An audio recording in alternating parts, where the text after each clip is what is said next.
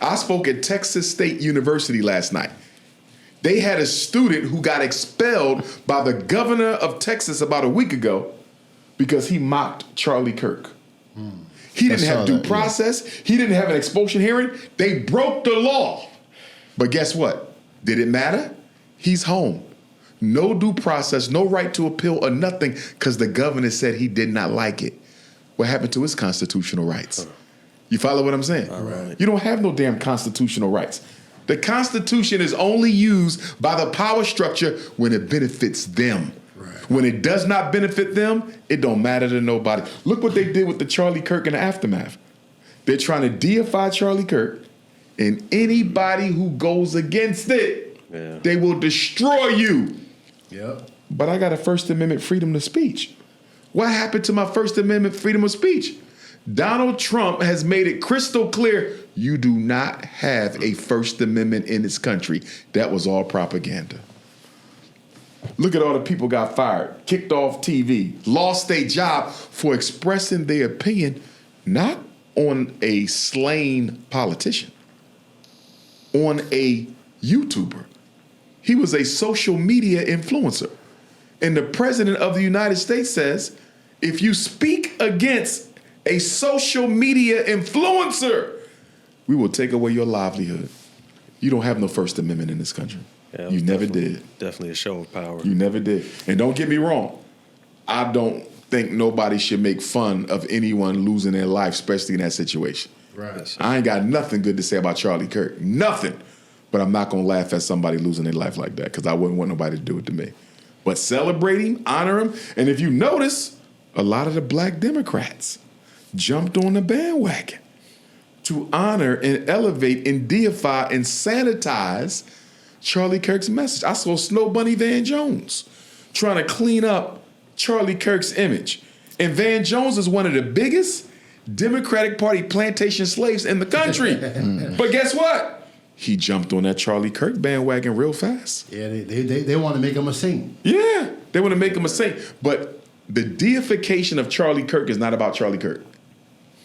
The deification of Charlie Kirk is a social experiment to see if the government can force the people to sanitize the history of anybody they choose to turn into a hero.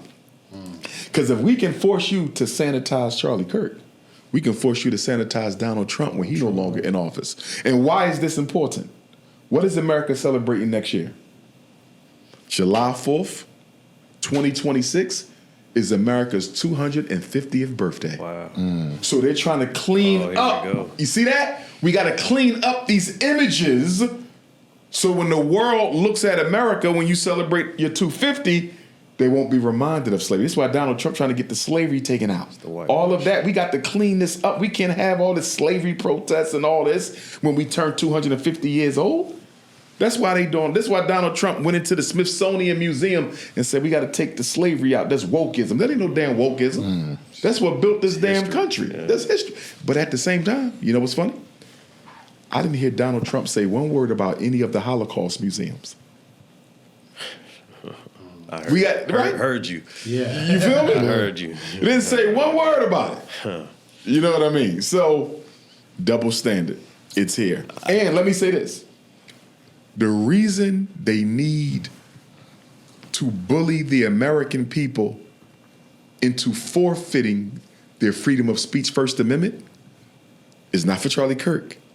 It's because they coming down the pike with more things. Right. More weapons, more social engineering that they need you not to speak up against when it hits the streets. So we got to teach them to shut up. We got to bully them into silence. So when we roll out the next COVID, when we roll out the next Gestapo strategy, they won't say anything at all. They're trying to force you to shut up because they got something coming down the pike in the next 2-3 years that is going to require us to remain silent. A lot of people, when it comes to Charlie Kirk, are saying his reluctance to continue working with the pro-Israel movement. Oh, I believe Charlie Kirk was assassinated by Israeli operatives working within the United States government. I absolutely believe that. He was becoming too vocal about Israel's control over the United States of America. And I believe the white power structure and the Israeli operatives that run it, because let's be clear, America's infrastructure is very much dominated by Israelis. Very much dominated by Israelis. Mm-hmm. That's why everybody who gets elected president in this country has to go to Israel and put on the cap and pay respect. You have to bow down. They run this country. They run the government. They own the politicians. They own the infrastructure, the universities, Hollywood, the music companies. Ooh. They run this country. Yeah, you're talking about other media companies. Look how tough Donald Trump is, right? He's supposed to be this maverick, right? Cowboy. Yeah. Why he never flexed like that with Israel? Do you realize Donald Trump has not went against a single thing yet that Netanyahu has done? And you can't tell me he liked the Israelis, because guess what? I don't think he does. He's scared of them. Yeah. He saw what they did to Charlie Kirk, they can do to other people. They did it to John F. Kennedy. And it's a lot. I mean, you got Larry Ellison with TikTok. Mm-hmm. You got CNN. Mm-hmm. You got Paramount.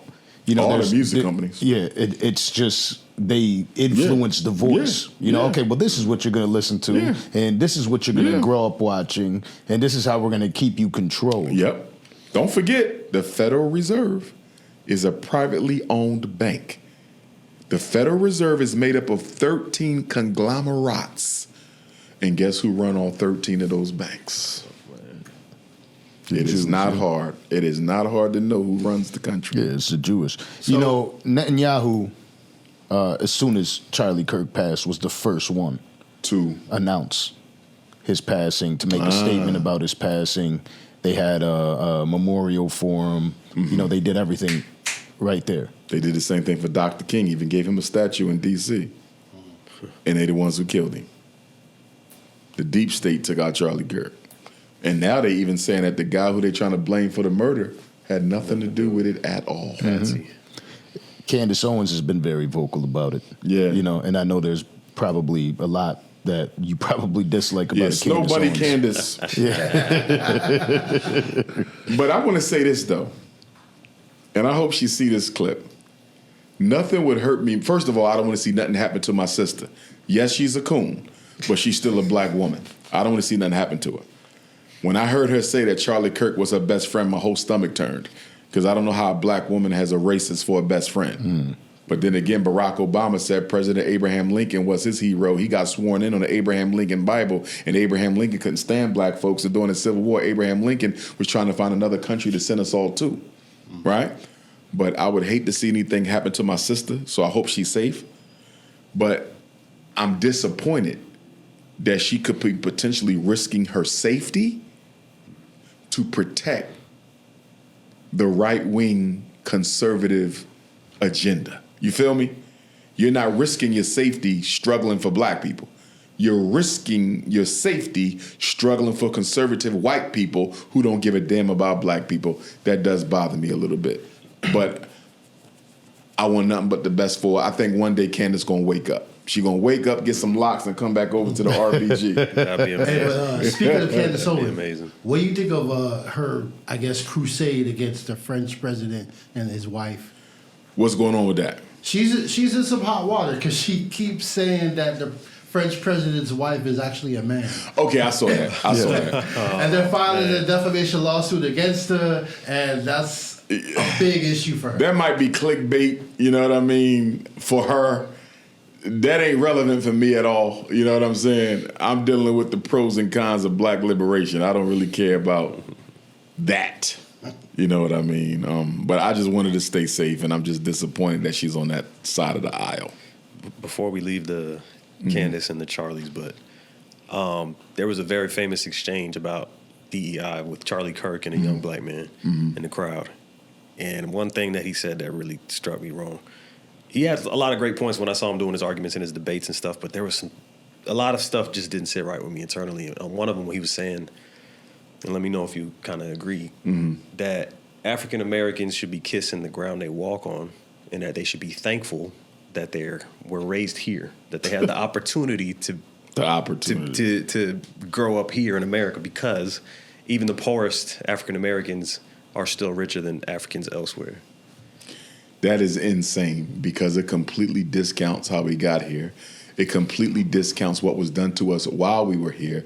And it completely discounts why we are marginalized at this point in time right now.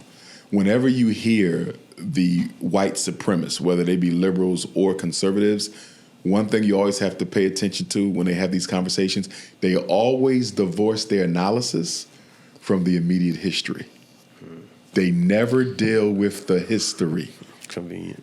Exactly. And they always tell black people what? Stop bringing up the past. Right. And the reason they love to tell black people to stop bringing up the past is because if you bring up the past, you will clearly see who caused the problems that we got in the present. Right. You see that? Yeah. They don't want you to do a history on poverty. They don't want you to do a history on mass incarceration. They don't want you to do a history on wealth ownership. Because if you do a history on it, the further back you go, the more obvious it becomes who started these problems. The Kerner Commission. I don't know if y'all read it. I recommend you read it. The Kerner Commission was a presidential study commissioned by President Lyndon Baines Johnson in 1967. In 1967, there was over 100 race riots in America. This is the year before they killed King. And then when they killed King, there was more race riots, right? Right. Lyndon Baines Johnson put together a commission that was headed by a Caucasian named Kerner. So they called it the Kerner Commission. It was a report on the civil disturbances. Why were so many riots happening in America?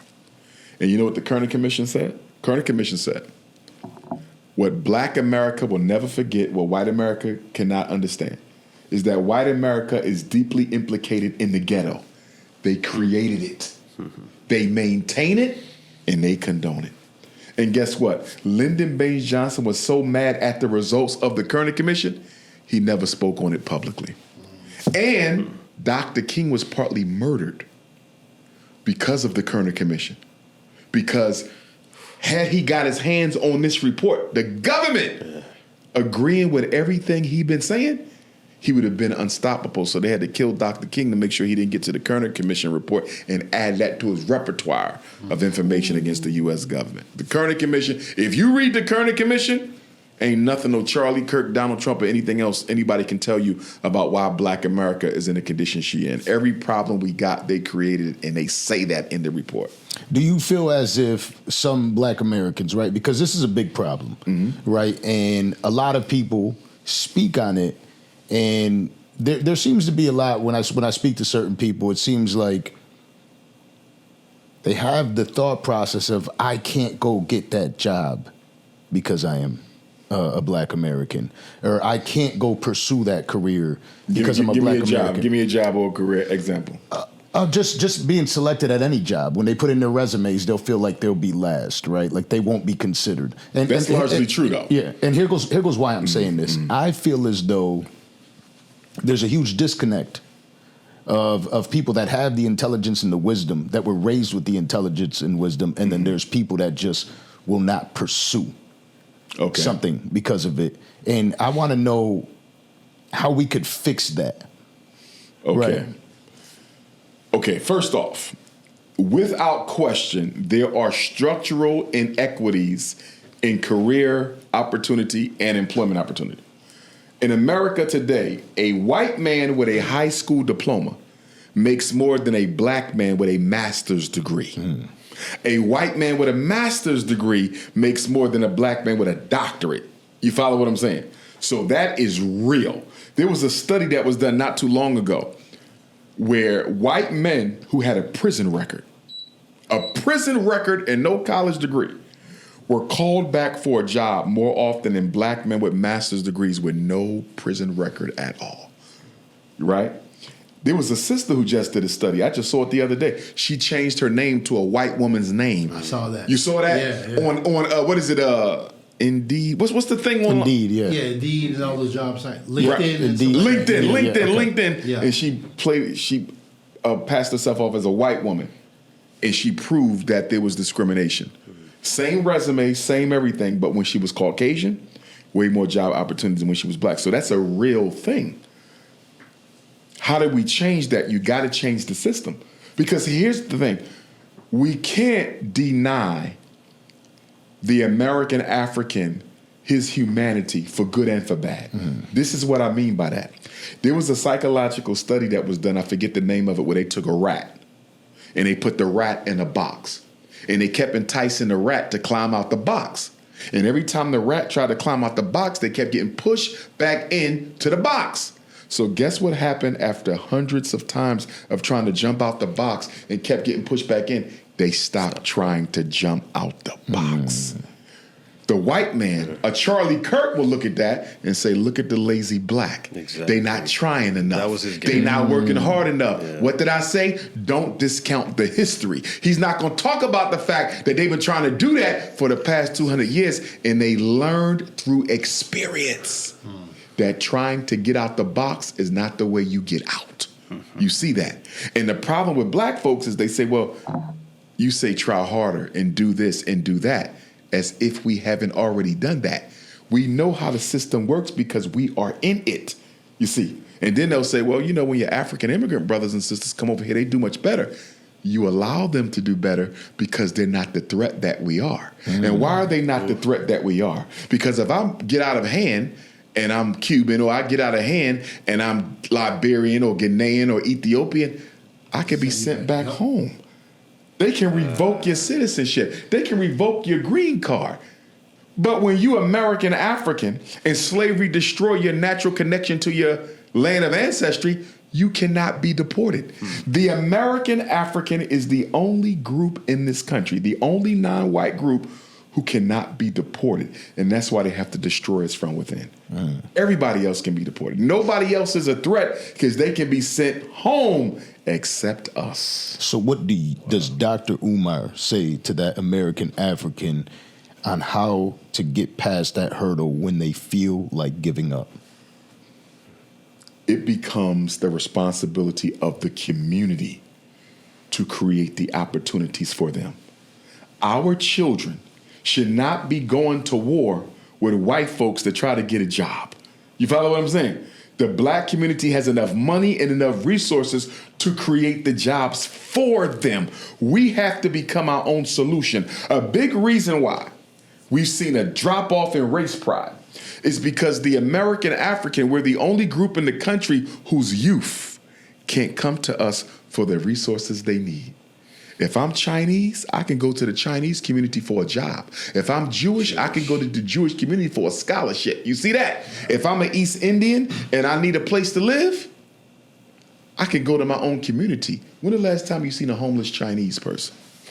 When the last time you seen a homeless East Indian? You don't, because the community will not allow it. You see that? Yeah. Our solution is the community. We got to get back to it. Everything we need is in the community. The reason we losing is we're practicing Caucasian individualism without the resources the Caucasian has. It's okay for the Caucasian to practice individualism. You want to know why? When he go to Wells Fargo, he going to get that business loan. When he go to Chase Manhattan, he going to get that school loan. They can be individual because they got access to resources. We don't have access to systemic resources, so we have to make them. We have to move out together. Individualism is suffocating the progress of Black America. United we stand, divided we fall. What does Stokely Carmichael say? Kwame Ture. If you organize a little, you get a little done. If you organize some, you get some done. But if you don't organize at all, you don't get anything done. Marcus Garvey said the greatest weapon used against the Negro is what? Disorganization. We refuse to cooperate with each other because we have lost faith in our ability to overcome the machine. Most of us will not admit it, but I would argue 75% of the American African people do not believe we can overcome white supremacy. So they have reduced their entire life to surviving the oppressor.